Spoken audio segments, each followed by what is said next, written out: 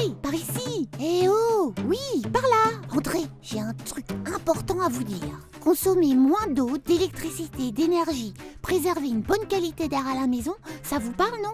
C'est une question de santé, mais aussi d'environnement, sans compter les économies à réaliser. En plus, c'est facile. Je vais vous montrer quelques petits gestes simples à faire au quotidien.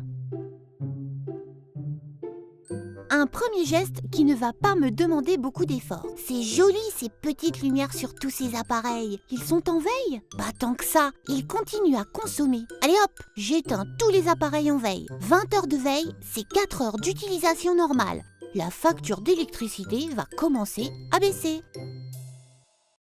Ça aussi, je le répète trop souvent à mes parents. Avez-vous bien éteint les lumières?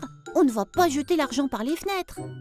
Et tant qu'à faire, utilisez des ampoules basse consommation. Elles permettent de diminuer par 2 la consommation d'électricité. Pareil pour le chauffage. La température idéale dans une pièce, c'est 19 degrés. 1 degré de plus, c'est 7% d'augmentation de la facture de chauffage. Je préférerais que ce soit plutôt pour mon argent de poche.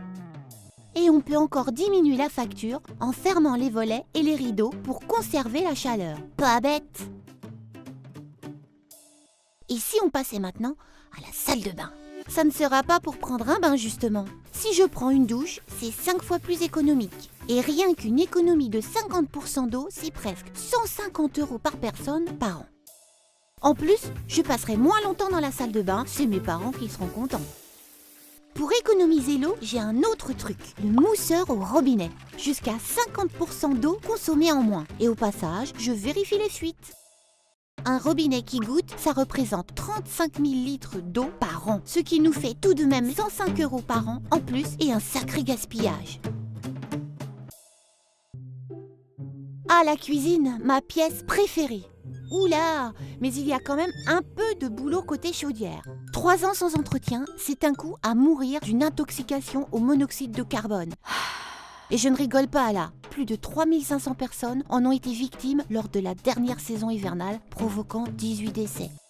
Ce n'est pas pour rien si l'entretien du chauffe-eau et de la chaudière, c'est obligatoire une fois par an. J'adore faire la vaisselle, pas vous? Ah bon? Vous avez raison, le lave-vaisselle permet d'économiser une quantité d'eau importante pour seulement 50 centimes d'électricité. Oh, le givre dans le frigo, je trouve ça très joli. Mais si je l'enlève une fois par an, ce sera quand même mieux.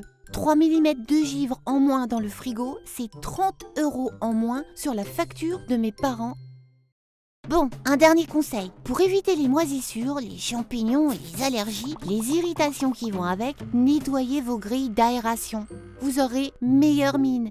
Et pensez aussi à aérer votre logement 5 à 10 minutes par jour en coupant votre chauffage. Bon, finalement, pour avoir un logement sain et donner un petit coup de pouce pour la planète, ce n'est pas très compliqué, non? Et avec tous ces petits gestes, vous ferez de sacrées économies. À la prochaine!